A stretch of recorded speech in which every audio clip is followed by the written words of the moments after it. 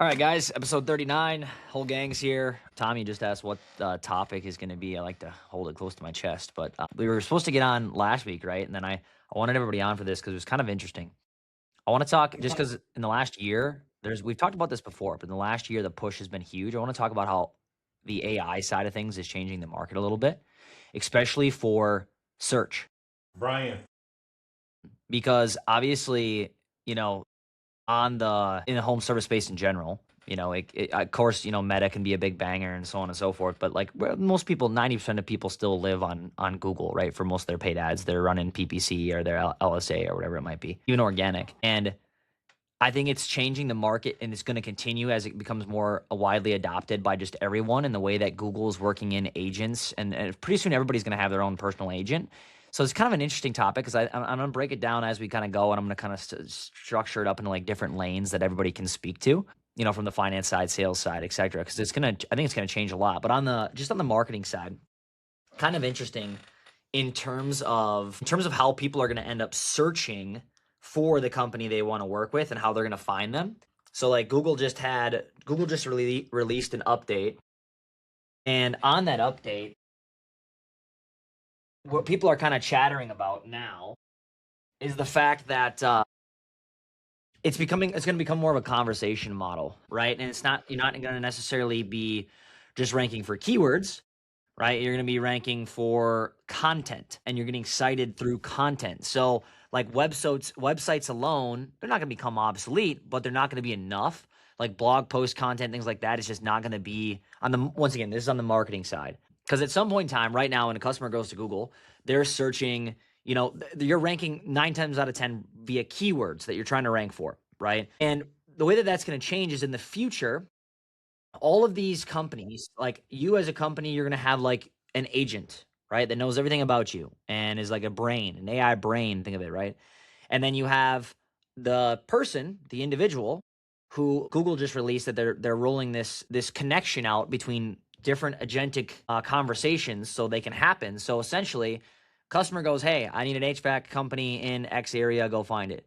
Right. And then Gemini, if you search AI mode, it turns into like a conversation model, and that is going to end up going out and speaking to other AI brains and gathering the information that it needs to then come back, and it can even book you for the estimate or whatever. So you're no longer ranking for keywords, you're ranking for like actual content based on questions that the AI might have and things of that nature. So some things that I'm seeing that there's just talk about is putting an agent into every single one of your calls within the company, and then it's listening to that, and it's dissecting questions that the customers have, and these other things that may come up, and then it's writing, or AI written content isn't amazing right now, so a person should still be reviewing it, but like it can write the structure of content where you are answering those questions. Those really neat, like writing a blog about the most high level bullshit just doesn't work anymore, and it's not going to moving forward.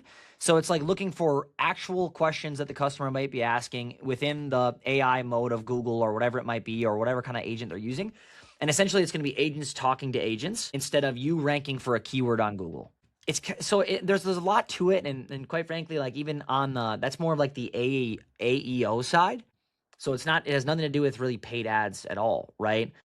But it's essentially what you want to start doing as a company moving into the next 2-3 years is creating this AI content brain that understands everything about your business. So like, for example, the agent that's listening to calls and then writing content about the questions that are coming up in the calls, like that's just a tactic, right? But the overall thing is to create as much information as you can that's not just like high level, "Oh, my AC won't cool, summer's coming," right? Like legitimate questions that customers are going to ask to try and diagnose their own systems before you ever come out.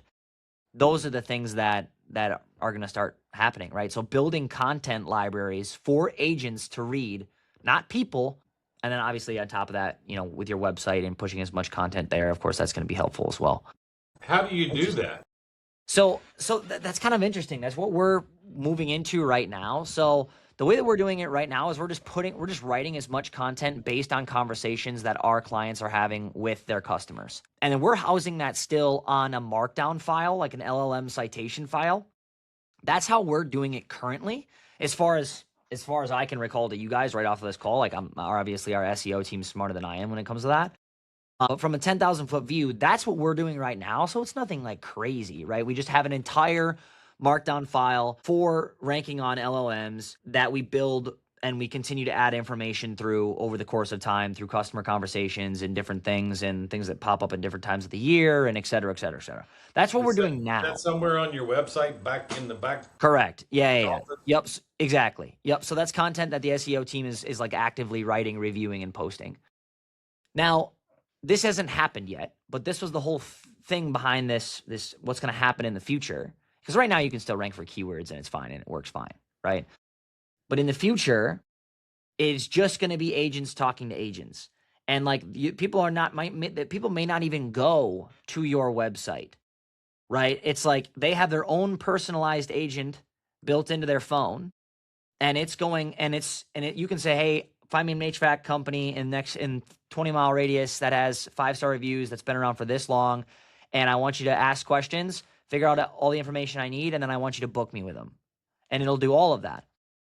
Now that hasn't happened yet, and this is new to me too, so I'm just like sharing my thoughts, but it's kind of interesting, right? So on the marketing side, it'll be really interesting to see what happens in the course of the next year, because everything is moving. We say this again and again. It'll move so fast, but holy shit, does it move fast? Yeah, and if you're ahead of the curve and you already have that like implemented before anyone else does, you're just going to print right then. 100%. Obviously, it's going to catch up. Everyone's going to get to that point, but that initial gold rush is going to be insane. 100%. Yeah, I mean, I remember. It's funny how I don't know. It's funny how you don't see things coming until they're here. That's the way I feel anyway. Even on the marketing side, it's like I remember people a year ago, before they started pushing ads and ChatGPT was still like the thing, before they were, a paid ad platform. I remember guys were like, oh, like we're going to get you ranked on chat.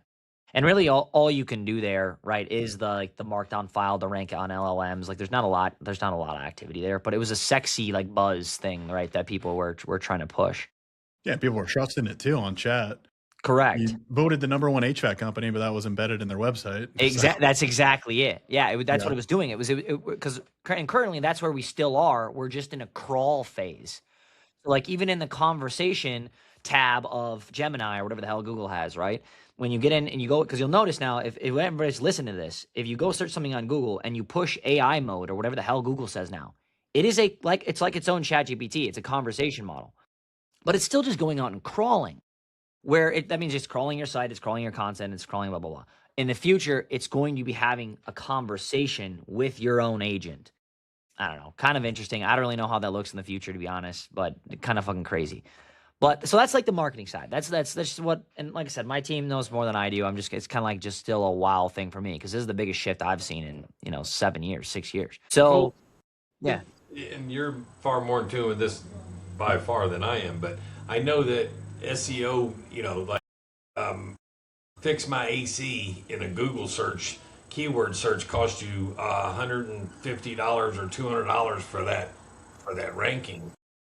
That's an expensive SEO to buy. Yep. So you're thinking PPC with that, Tom? So Yes. So I can buy keywords and I can bid on keywords with PPC. For SEO, you're right, still expensive, but you're not paying like monthly for it. The way that you got there was through thousands of dollars of work of an SEO company, doing backlinks, citations, press releases, making sure your technical SEO is correct, building location pages. Blogs. Yeah, blogs. Yep, like manual labor. But yeah, and then on that side of things, obviously, if people invested in that long enough and they actually know what the hell they're doing, they're saving. I mean, we have a company right now that just on the SEO side, like no bullshit, they would have to run close to $200,000 a month in PPC to get the traffic that they get just from SEO. Caveat: 35-year-old company. They've been doing SEO for a very long time, right? We just picked up their account, but yeah, it's the only downside of it. It typically takes a long time for it to have that result, right? 100%. Yeah, like SEO. If people say like, oh, like SEO, how fast can I get it to work? Google Business Profile ranking, I can get to move in 3 weeks. Actual on-site your site organic ranking, 3 months, maybe, right? Which is annoying, right? But it's also not like 15 G's a month for SEO. If they're getting charged that, that's fucking insane, right? Because from a from our side of things, there is, people just think, oh, it's man hours. Well, yeah, it is payroll. And if you're SEO team and you have like a strategist, you have an implementer, you have a content writer, like you have these different people. So yes, a lot of man hours there. But also, if the SEO company is not just trying to gouge you, they're going to actually be paying good money for backlinks and having press releases written and things of that nature, like different citations that you have to pay for.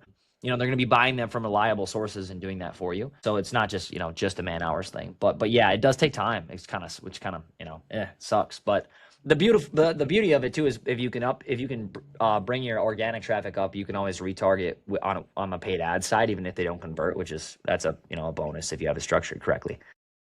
But that's the marketing side of things. So kind of switching gears just a touch. Like I said, I want to keep it kind of in the lanes of what we all do here. So how about on the sales side, right? Because consumers are showing up and they're more educated than ever, right? You'll have prospects quoting, you know, ChatGPT during the sales conversation. That happens in our conversation just shit ton now. And I want to tell people to shut the hell up and just go have ChatGPT do it then. Right. You know, and it's creating different types of customers, right? It's creating pre-sold customers because they're so educated. It's also creating price shopping buyers, right? For the same reasons. So obviously the sales conversation has to evolve. What do you think that looks like? It's really funny you said that. I did a training probably less than 2 hours ago, and the question popped up is customers are looking up on AI and it's saying the system should cost $8,000. Like, how do I overcome that? And had a client where literally they brought up Gemini to listen to the conversation, and it was like dissecting everything he said. So I was like, it's before that, I've found if you prompt AI the right way, it'll actually get you a better result. So yes, it's literally sitting in front of me. I put it in a thread for the guys. I'll read it off for you guys. But if you prompt it in your market, this should give you a pretty good range. But if you write out how much should a complete XYZ ton HVAC system replacement cost in XYZ state using a quality, properly matched equipment, including a furnace, coil condenser, permits, removal of old system, code require upgrades. So you got to go like, that is a hell of a lot different than what does an AC system cost? Exactly. Because what does it spit out? Air condition only. Correct. Which and air condition potentially in California or in Florida while you're in California.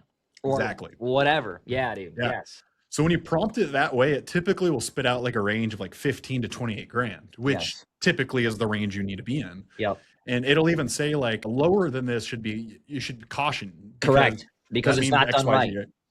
So you can use it to sell for you, but you have to have that right prompt in place. Yes. And that's the problem when people think they're smart. No offense to customers, but people think they're smart, right? And they go in there and they're going to do it themselves. And it's like, buddy, you still have to be intelligent enough to ask it the right question. You're like, this is not a human being. It's not being honest with you because it's your fucking friend. Right. Right? Like, Tom, what were you going to say? I saw you were going to say something. I have a guy that I've worked with in the past that's working for a AI type company now, and they're selling this service where the technician, when goes to the house, it records the interaction between the technician and the customer. And then it basically, and then sends a report back to your supervisor of like, yeah, that's cool. You know, Tom didn't do great today. He didn't ask for the order, and he didn't explain right. Or Broc did a killer job on this one. He closed the deal. He asked for financing early. So it's funny. I actually review that for a lot of my clients because they have it already in place. So you can sit there and listen to the whole thing in fast forward mode, so you can kind of hear it. Then it'll say like customer talk this percentage of the time, the homeowner talk this percentage of the time, right? So it'll like give you that percentage, and it'll even give you like a breakdown of this is where closing starts. This is how many times they ask for the order. It's super cool software. Side note, Broc, it's worth having that. I mean, if you were a technician, would you want your spiel to be recorded and as a business owner? 100%. There's no question. So a side note on that, Broc, that's something that you should really think about. I've seen a lot in the sales space. There's a lot of guys selling their brain. Right. So, you coach how many companies, and obviously they pay a good price for that because it's worth it.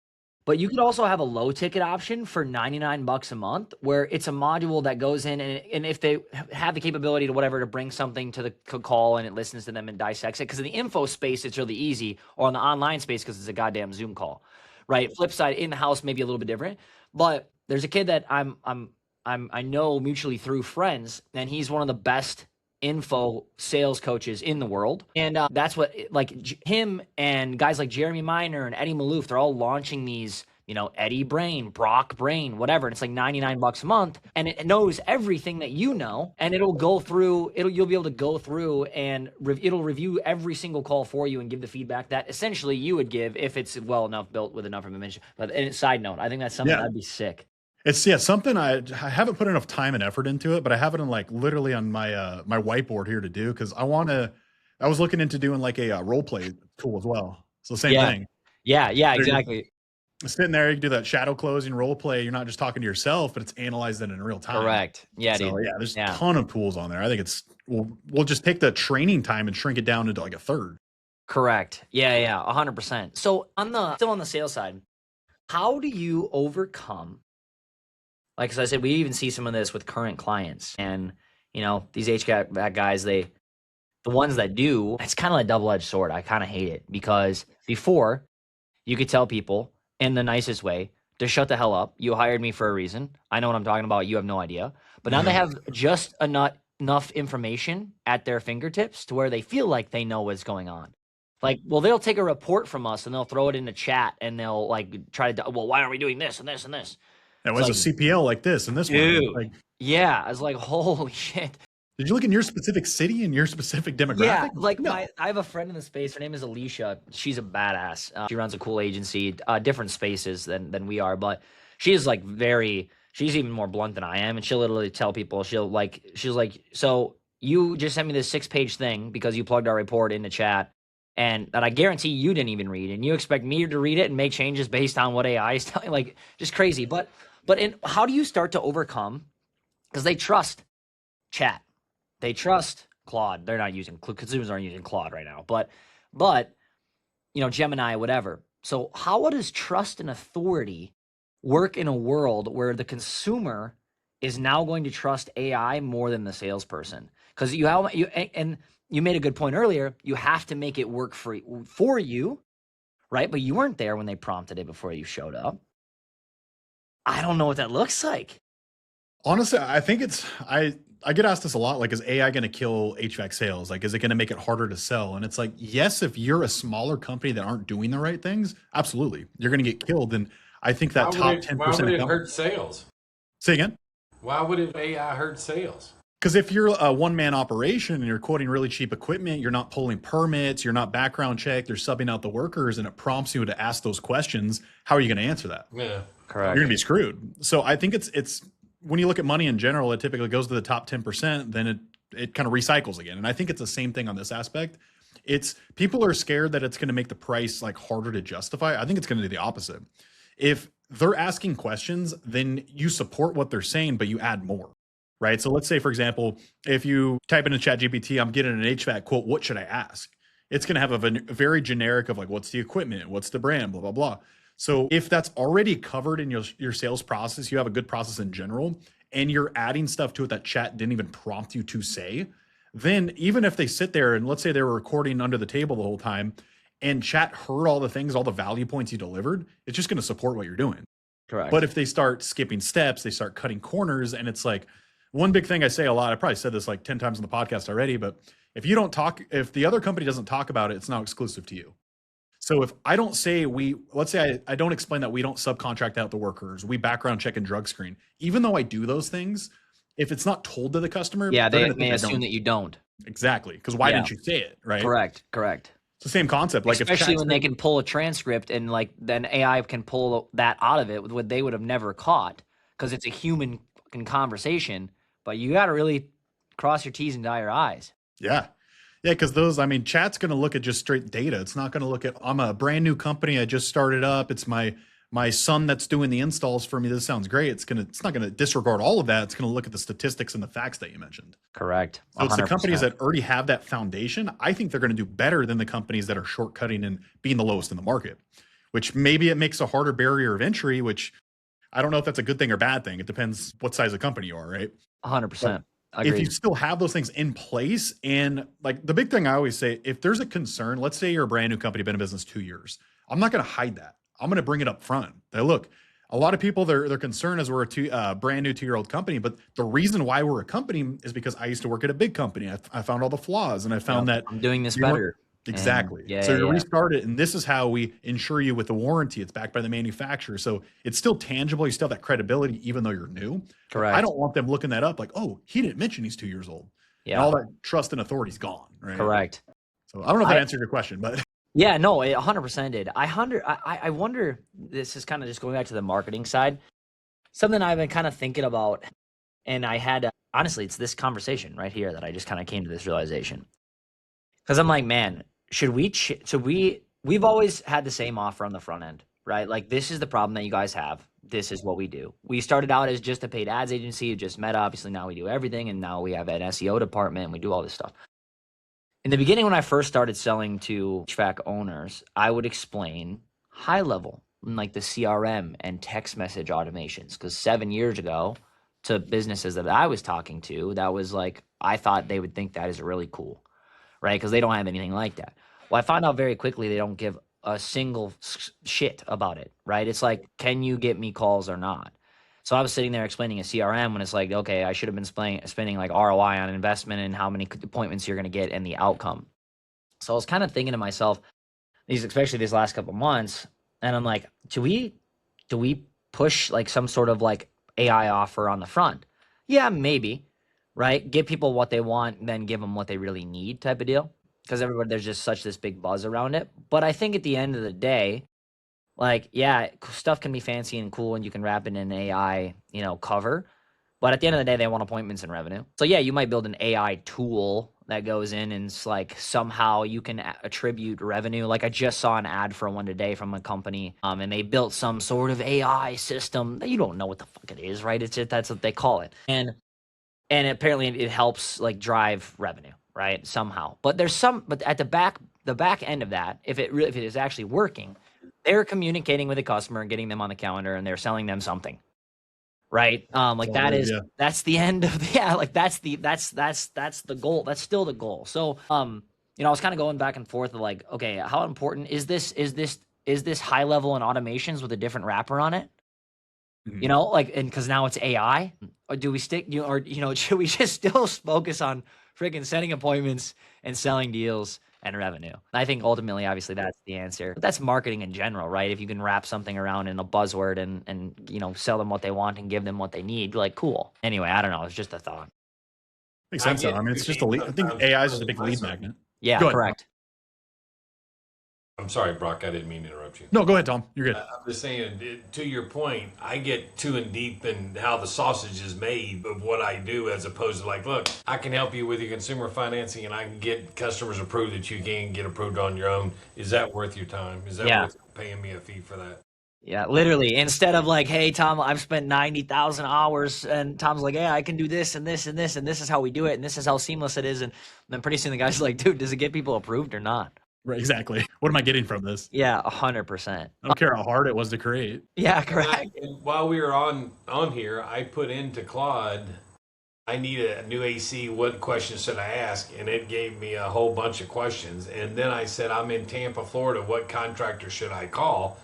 And it said, well, I don't know your specific address, but it ripped off like 8 contractors with the Google stars and the reviews and the phone number and what have you. Let's put them on. We'll give them some clout. What are the top 3 that it lists? I know a guy, AC, 5 stars, 214 reviews. 3HAC of Tampa, 4.9 stars, 686 reviews. The Comfort Authority, 4.9 stars, 1871 reviews. Momentum AC and Electric, 4.9 stars, 1,564 reviews. Kenny's Air Conditioning, Yeah. which is a So big one. I wonder if it'd be cool to see like the back end. So obviously that's a perfect example, Tom. So like what happened there is it went out and crawled a bunch of sites and a bunch of Google business profiles, and it pulled, and if they had, markdown files with content, it crawled those as well, and it gave you, what it gave you. But it's kind of cool. So if people are listening to this, you can go search those companies and see what they have out there. Well, here's one on Kenny's Air Conditioner. It says 4.8 stars, 305 reviews. Reviewers mention competitive pricing on a full install. I mean, Yeah. Yeah. Yeah, literally, like that's a perfect example of something unique that they must have there. They have that documented somewhere. It didn't pull that from thin air, right? So like that would maybe a question that a consumer would have. Like, I want competitive price. I want good pricing with good equipment and done well. That's a great example. Tom, kind of rolling into your lane a little bit. So on the finance side, and I have no idea if this would affect it really at all, but like on the finance side, so consumers using AI to compare financing options before they even apply. AI advising customers on rates, terms, whether to finance versus how to pay cash. You know, how financing companies are adapting, if they are, if they aren't, right? Like when the customer goes, like, the prospect, AI told me I should get 0% for 60 months, not 9% for 120. How are you selling around that? Like that, I don't know. well, the thing about it is that to your good point to bring up. At the same time, AI would need to know the credit score and the debt to income ratio and the charge off history and the payment. That they would need an awful lot of information to say, well, based on your multi-millionaire status, I would go for the 60-month no interest program because that Correct. would be the best for you. But without being able to give personal details, I don't know how AI would be able to advise. Yeah. I And mean, that's what's kind of scary because it's going to pump something out. It's not just going to tell you, I don't know. All right. And if they don't, if they, to Brock's earlier point, if they don't prompt it correctly, this is what I want. Ask me questions if you don't know, don't guess. Don't Hallucinate. make assumptions, whatever. It won't. It's very, possible it won't. It'll just throw some stuff out there. Now, I'm not obviously super familiar with like the financing world, and just in terms of like how all the nitty gritty stuff is done from the point where like you get pre-approval and all this stuff. That's just not my space. But you know, a lot of talk about like AI driven underwriting and that. that's here. That's Okay. here. So bottom line is that what's a good credit score? Well, 850 is the best, but at the same time, you want to be able to have one community development finance institution that looks, is this customer be able to afford with the income they take in and the outgo they got out? They're not necessarily even looking at a debt to income ratio or a payment to income ratio. Does this guy have the ability to make this $214.42 payment? And what's the likelihood that he'll do that? And so AI now is, they pull a full credit report and it's crawling through every inch of that damn thing, and now they're using it as a predictability because a guy I started a lease-owned company in 2008, right when the housing market crashed, and where these furniture stores I dealt with, Wells Fargo or Synchrony Bank would approve 65-70% of their customers walking in the door. That thing tanked to like 35% during that economic hit of 2008 and the housing crash. So, but not only that, a guy that used to be a 750 FICO score, all of a sudden, because he got divorced and he lost his house, is now a 550 FICO score, and he wants to set up his love pad because he's, his new apartment and TV and da da da da da da for the love pad. So, my point is that AI is definitely AI can digitally do what would take somebody 2 hours to do. They can do it in how many milliseconds or whatever the case would be. And Yeah. say, based on what we've crawled through all of his crap, we feel this guy would be best served because you get into a payment, people buy payments. I've heard that before somewhere along the line. But anyway, is like, are we better off trying to get this guy a 28.9% APR with a $369 payment, or would he be better off? Would we have better chances of getting our money back at 19.99% with a payment that would be $65 less, and it would fit more into his budget? So it's going to be very, very. It's definitely coming into that space, and they're already using on AI to more so on crawling through the past credit history. Hey, this Yeah, guy correct. had That this, makes sense. That makes he had sense. a bump in his road, but before that and after that, he's been good. But he had this blip that knocked him down 100 points on his FICO score. I think he's going to be good to be able to give a decent rate to. I Correct. wonder if there's going to be like a second look program where you can hook up your bank account, you can see the cash flow in, cash flow out, and see what's like the net Well, at they the end of the already have month. that. It's called Plaid. Okay, yeah, And but so, in other words, and that is becoming more important to where in that second look customer, that 640 FICO score and below, that is prime lenders don't want to go any lower than the 640 generally. But at that second look space, yes, they're looking in look at his behavior, their ins and outs. What is his net monthly balance after all that comes in and all of it goes out? And like there's one lender that I'm just working with now, getting set up. They want to see a $500 net reserve of the ins and the outs at the end of the month. And if they don't, then that takes it from a tier 3 to a tier 5, and the APR is considerably different and what have you. So, bankers don't like loaning money to people that need money. Correct. But this No shit. definitely be used more and more and more for analytics. Because on the fly, because everybody wants it quick. I want to apply. Need an air conditioner. It's broke. I need to know if am I approved or not. I need to know right now Correct. because the wife is hot and she's pissed. Yeah. I think, one of the points that I was going to talk about was like, will we be heading to a stage, and I've seen this just in the past few years, not all the way to this point, but a little bit more. Will we ever be heading into a world where the contractor never talks to the customer until install day? Now, I think we're potentially working with a company. We're just kind of checking out numbers to see if it makes sense for us. But this company is the first one I've ever seen do this whole, they don't do in-home visits. Okay. I've seen it many times, but I've What's the never name? seen it I'm going to keep that one back just because I'm not working with them yet. Okay. But I talked with one just like that today, where they have the customer walk into the bathroom yeah, and use their camera to Yeah. take pictures, and then they give them a bid over the day. that is exactly it. And I've seen that done from some companies, but I've never seen it done at this scale that these guys do it. So they have like a main hub.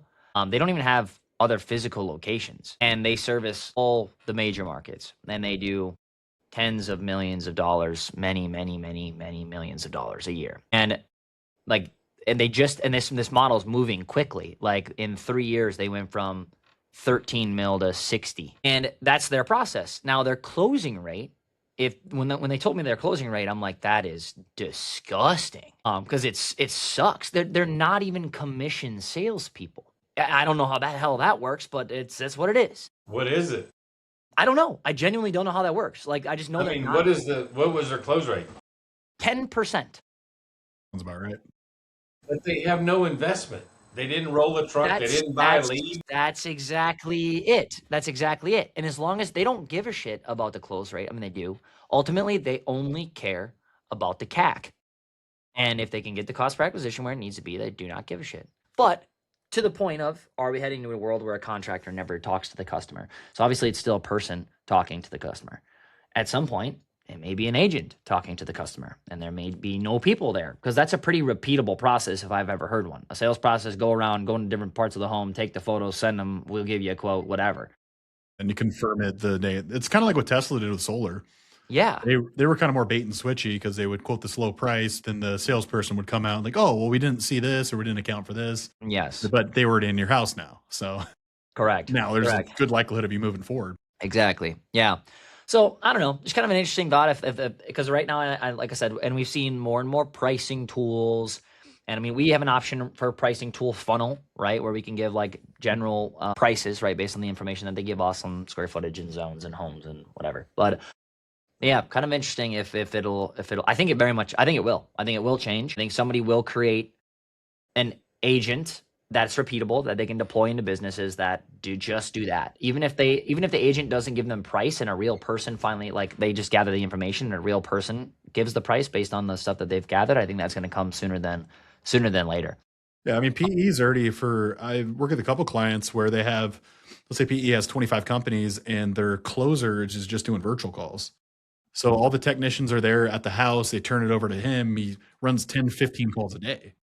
And obviously they get to pay him less commission because of the volume. Correct. And then at what point does AI figure that out where it looks like a real person and you don't need that person there? Exactly. So I think that'll always be, I think obviously the person in the home will always outsell everyone, 100%. but it's going to be just different business models. It's going to be a volume thing. Yeah. Yeah. Well, to your guy that's at a 10% close, my gosh, what could he tweak to get that to 20? He just doubled his business. Yeah, I know. And they don't even care. I mean, of course they would want to get it to 20 if they could, but like they're chilling with 10 just because they're looking at cost per acquisition. They're like, hey, our numbers are fine. It'd almost be nice if like they didn't close it, they could funnel it to another company that physically goes out there. Correct. Yeah. You know? Yeah. We didn't get it. Take this customer for $500 or whatever. Yeah, exactly. That's what I was just gonna say. Yeah, and they could make money off the back end if they can't get it done. Yeah, 100%. Yeah, without a doubt, that'd be gnarly, especially if they're doing enough volume, which they are. Yeah. I mean, imagine their contact list. Correct. Massive. Yeah. Huge. Yeah. Insanity. And they open up another division, another service. They already got all those people on it. Like, 100%. Yeah. Yeah. No, 100%. Last thing I was gonna mention is like just talking about all of this happening so quickly. You know, everybody's wondering like, oh, what happens if I don't adapt in the next 12 to 24 months? I don't think the world ends in 12 to 24 months, but I think like getting closer to the 24, I think you need to be doing something. I think you'll see it change pretty drastically I think I wasn't around during that period, but I think it's going to be the equivalent of like Yellow Pages to Google search. I don't know if it's going to be that crazy, but I think that I think you're going to have a lot of companies that are scrambling, a lot of mom and pops that have like, dude, we still talk to companies that are 37 years old or whatever, 30 plus, and they're like, well, we don't do any marketing at all. And it's like, holy dude, how is that possible? You know, you guys are doing 10 million a year. Like I don't see that revenue. And then I know if they tell me 10 million a year and no marketing, I know they've been around for at least 30. And chances are their margins aren't even great at that. 100%. Yeah. Yeah. Like they might as well be a $3 million company. Mm-hmm. Yeah, without a doubt. So I think it's even into that same conversation, why it's so important to have good margins so you have that sustainability so you can pivot and stuff like this. Because the longer you wait, the more it's going to cost you. And if you don't catch up, you're going to be left behind. And if you have a 30% margin and you're trying to run a business on that, you have a pivot like this and you'll lose that volume of customers, like good luck. That 12 months could be the end of the company if you don't have that reserve. 1,000%, dude. Yeah. Yeah. 100%. What do you think is the right margin to have on HVAC? Market per market's a little different. I mean, 40 to 60, that's a very big range, but I think 60 is the target always. If you fall between that 45, 60, I think it's healthy. Then if you're really trying to clean up the scraps of 3 months, 6 months old leads, take 35s on those, maybe even a little less if you have to. But generally 35 to 50 is pretty normal, but I don't think it's unrealistic to get 60% margins when you have a good process in place. What do you think as a whole? And I asked this because we've been getting some flack on some of our ads. What do you think as a whole is a good cost per acquisition for a new system? I don't know the data behind that. So like $750, $800, $900 in some cases, these bigger companies we're working with, if they're under 1,000, 1,100, they're happy. Sounds about right. But it's funny because Per lead? no, like per acquisition of a new system, like closing the deal, done deal, like selling the system. Oh, per lead, way, way less. Per appointment, a little bit more. And then obviously cost per acquisition, a little bit more. But we're getting we have like some random people comment. And I know I look into all of them because I'm just like curious, like what kind of business do you run? And they're all like super small. So they just can't fathom, oh my God, I didn't pay anything. It was a referral, right? Right. Because their margins suck and they whatever. But I was just curious what you thought there. But yeah, it's. I think under 1,000. I mean, just look at the investment. It's as simple as if I give you $1, you give me $6 back. How many dollars am I going to give you? 100%. I have. You know. Yeah. We had one lady the other day, and I was like genuinely was curious, so I asked, and I was like, she's like, oh, there was an ad that we were running at 11.8x on spend, which amazing, great. I'll take that every goddamn day of the week. And she's like, that's terrible. And I'm like, where are you spending more than 10 grand a month that you're getting? And I take that back. I left out the 10 grand a month part, and I should have said that. Yeah. But I'm like, where are you spending that you're getting more than 11.8x? And she's like, every piece of direct mail I've ever sent out. I'm like, okay, I may believe your numbers on direct mail. I've heard some people crush with them. Cool. Awesome. But like, you ain't spending 10 grand a month on direct mail. Right. And if you're arguing that return, why don't you double that? Why don't you 10 times that budget? Dude, It's yes. not scalable. You might get, 100%. if I say it's $100 to acquire a customer and I sell them $1,000, okay, net profit, let's say $900. Yeah. That's great. One Yep. time. Like, I would rather take a 4X consistently every single day than hitting it out of the ballpark once a week. Like, 100%, dude. I get Yeah. in arguments all the time about that's funny talking about gross margin. And they're like so set on the gross margin, but then they leave a deal on the table where they could have made 35% gross margin, but they take zero. It's like, Correct. okay, so would you rather have 100% of zero or 35% of 15 grand? Like, common sense is not very common. So, Oh man, what an interesting space we work in. yeah. Yeah. Anyway, but yeah, I just thought it was those are my main points I wanted to chat with you guys about. I really don't have anything else, but I just thought it was kind of an interesting. That's why I wanted everybody to be here. I thought it was kind of a cool topic to jam on in terms of like everybody's vertical, in terms of the sales side, the finance side, the marketing side. I mean, obviously that's sometimes I get overwhelmed, but it'll be interesting to see where things go and what. Like I said, I've said it twice today. It moves so quickly, and I just don't know until like big players like Google come out, like they just did, and they created this like process of connecting these agentic, searching agents, whatever. Like we didn't know how the hell that was going to work, and it's just so quick that it'll be interesting to see. It'll be interesting to see where everything goes a year from now. I don't know. Fast movers get paid. Yeah, exactly. Wait around to find out. Good luck. Money loves speed. 100%. It's a Cool. fact. Tom, you got anything else to wrap up before we get done here? People buy payments. Love it. Awesome. All right, guys, episode 39. We'll see you in the next one. Big 4-0 after that. And I say this every time, but guys, and Broc, if you have any as well, feel free. Let's try and get some guests on in the next few and spice it up a little bit. And I've actually got a friend of mine that we've worked with for a while that actually just started a couple new locations, and he's got a great freaking attitude, young guy, fast mover. So it'd be kind of cool to have on. I'll see if I can get him on again as well. Cool. Awesome.